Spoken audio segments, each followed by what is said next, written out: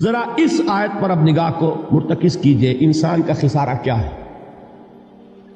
دیکھیے، سب سے پہلے میں آپ کی توجہ دلاؤں گا، ذرا آنکھیں کھول کر قلب حساس کے ساتھ نوع انسانی کا مشاہدہ کیجئے، کیسے کیسے دکھ، کتنی تکلیفیں، کتنی محنت، کتنی مشقت ہے جو ہر انسان کا مقدر۔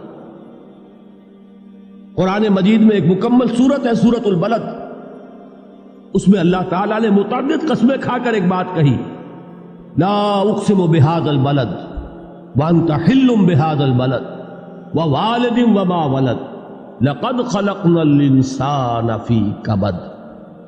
ہم نے انسان کو مشقت ہی میں پیدا کیا، یہ مشقت ہر انسان کا مقدر ہے۔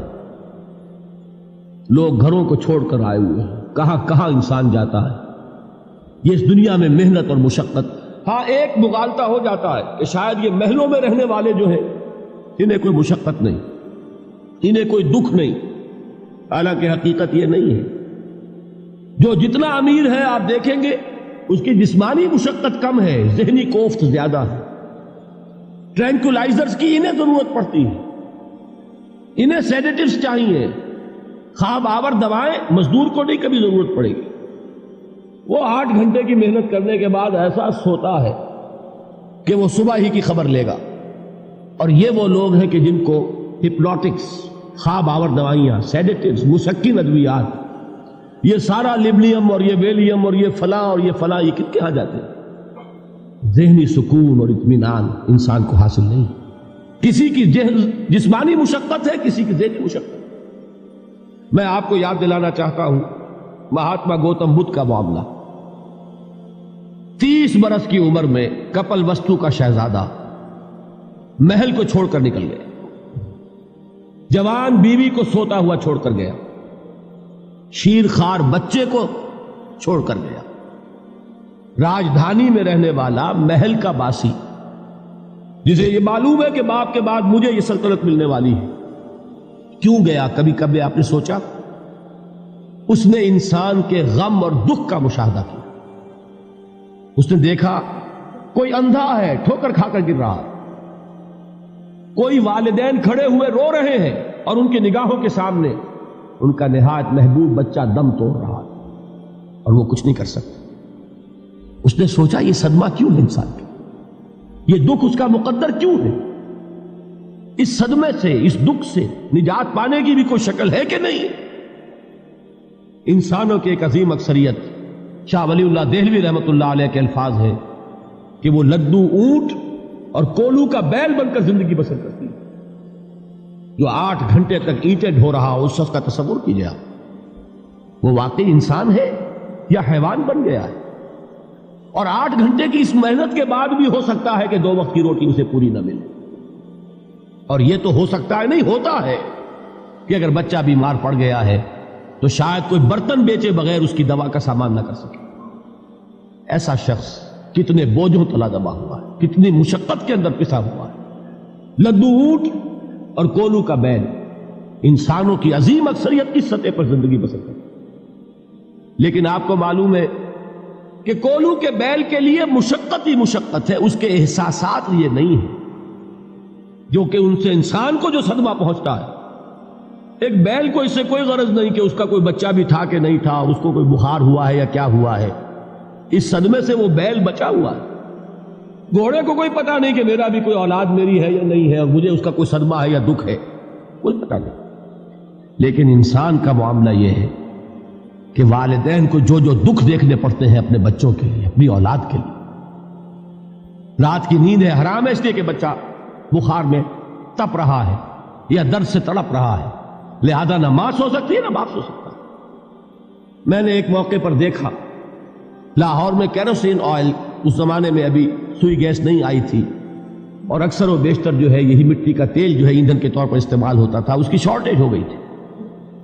تو کئی فرلانگ لمبی قطاریں لگتی تھی ان دکانوں کے باہر، ڈپو کے باہر، اور ایسے منظر بھی کہ ایک خاتون برقع پوش، ایک گود میں بچے کو لیے ہوئے، ایک کی انگلی پکڑے ہوئے، بوتل ہاتھ میں لیے ہوئے تیل کے لیے، اور کئی گھنٹے کھڑی ہے دکان۔ یہ مشقت انسان جھیلتا ہے کہ نہیں؟ غالب نے اس کا نقشہ کھینچا ہے کہ رنج سے خوگر ہوا انسان تو مٹ جاتا ہے رنج. مشکلیں اتنی پڑی مجھ پر کہ آسان ہو گئی. ہم بھول جاتے ہیں، ورنہ واقعہ یہ کہ قلب حساس ہو اگر، اور قید حیات و بند غم اصل میں دونوں ایک ہیں. موت سے پہلے آدمی غم سے نجات پائے کیوں؟ اچھا یہ تو ہوا لقد خلقنا الانسان فی کبد. حیوانات کا معاملہ ایک اور اعتبار سے آسان ہے. ان سے کوئی محاسبہ بھی ہے کیا؟ کوئی جواب دہی بھی ہے؟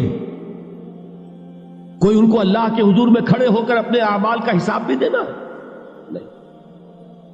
انسان کی یہ ٹریجڈی ہے، یہ المیہ ہے انسان. اس کو بھی قرآن مجید کی ایک سورت میں قسمیں کھا کر اذا السماء انشقت، اس کے بعد کیا فرمایا؟ یا ایھا الانسان انک کادح الی ربک کدحا فملاقیہ.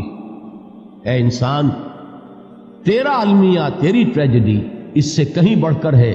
تجھے صدمے پر صدمے جھیلتے ہوئے، مشقت پر مشقت برداشت کرتے ہوئے ایک روز اپنے رب کے حضور میں بھی کھڑا ہوگا، جواب دہی بھی کرنی.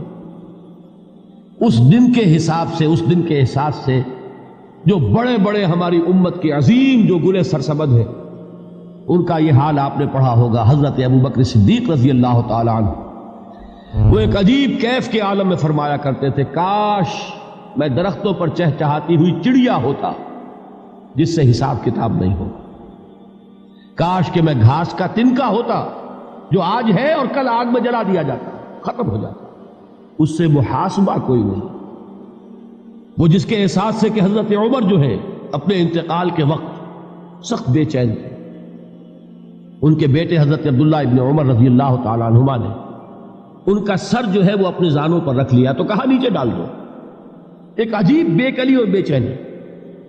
انہوں نے کہا ابا جان آپ کیوں پریشان ہیں؟ آپ تو عشرہ مبشرہ میں سے، آپ کو تو اللہ تعالیٰ نے جنت کی بشارت حضور کے ذریعے سے اس دنیا میں دی. حضرت عمر فرماتے ہیں کہ خدا کی قسم اگر قیامت کے دن عمر برابر سرابر پر چھوٹ گیا تو بہت بڑی کامیابی تصور. یہ احساس جن کو ہوتا، حضرت علی کا حال کیا ہوتا ہے؟ ابھی جو آپ نے حافظ صاحب سے سنا، یہ حضرت علی کا معاملہ ہے کہ ایک تیر پیوست ہو گیا تھا، کسی طرح نکل نہیں رہا تھا. حضرت علی نے فرمایا کہ اچھا چھوڑو مجھے، میں نماز کی نیت باندھتا ہوں. نماز کی نیت پڑھتے تھے تو لرزتے تھے، کانپتے تھے. کس کے سامنے کھڑا ہوں اور کس کے سامنے مجھے ایک دن جواب دہی کے لیے کھڑا ہونا ہوگا. لن تزولا قدم ابن آدم، حضور نے خبر دی ہے ابن آدم کے قدم ہل نہیں سکیں گے. جیسے مجرم کھڑا ہوتا ہے کٹہرے کے اندر، اس کٹہرے میں سے ہل نہیں سکو گے حتی یسأل عن خمس، جب تک کہ 5 چیزوں کا حساب نہ لے لیا جائے. وہ 5 چیزیں کیا ہے؟ کان کھول کر سنیے. عن عمرہ فیما افناہ، عمر کا حساب دو. یہ 80 برس اور 70 برس ہم نے تمہیں دنیا میں دیے، کہاں ضائع کیے؟ وعن شبابہ فیما ابلاہ، اور خاص طور پر جوانی کا دور، امنگوں کے دن، ولولے ہوتے ہیں، قوت ہوتی ہے، توانائی ہوتی ہے، آدمی چلتے ہوئے زمین پر پاؤں مارتا ہے، قوت جو ہے وہ اپنا اظہار چاہتی ہے. یہ جوانی کہاں گلائی؟ حساب دو، ایک ایک لمحے کا حساب دو. وَعَن مَالِهِ مِنْ أَيْنَ اكْتَسَبَهُ وَفِيمَا أَنْفَقَهُ، ایک ایک پائی کا حساب دو. مال کا کہاں سے کمایا تھا، حلال سے کہ حرام سے، اور کہاں خرچ کیا تھا، گل چھروں میں، عیاشیوں میں، یا نیکی کے کاموں میں، ادائے حقوق اللہ کے دین کے لیے. 4 سوال ہو گئے. 2 زندگی کے بارے میں، ایک زندگی پوری بحیثیت مجموعی کہاں کس کام میں لگائی، اور خاص طور پر شباب کا دور کہاں لگایا. 2 سوال مال کے بارے میں، کمایا کہاں سے، حلال سے کہ حرام سے، جائز سے کہ ناجائز سے، خرچ کہاں کیا. اور آخری سوال وعما عمل فیما علم، جو علم حاصل کیا تھا اس میں عمل کتنا کیا. علم کے انبار لگاتے چلے گئے اور عمل کے آغاز کی بھی نوبت نہ آئی. یہ علم جو ہے یہ اس روز سب سے بڑا وبال بن جائے گا. انسان اتنا علم اور عمل کچھ نہیں، بجائے کہ کریڈٹ کا ذریعہ بنے یہ الٹا ڈیبٹ کا کھاتہ بن جائے.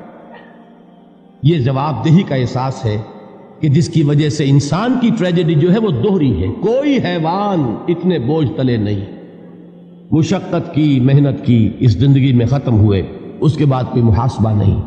اس کو بھی غالب نے خوب کہا ہے کہ اب تو گھبرا کے یہ کہتے ہیں کہ مر جائیں گے، اور مر کے بھی چین نہ پایا تو کدھر جائیں. یہ ہے وہ ہیومن ٹریجڈی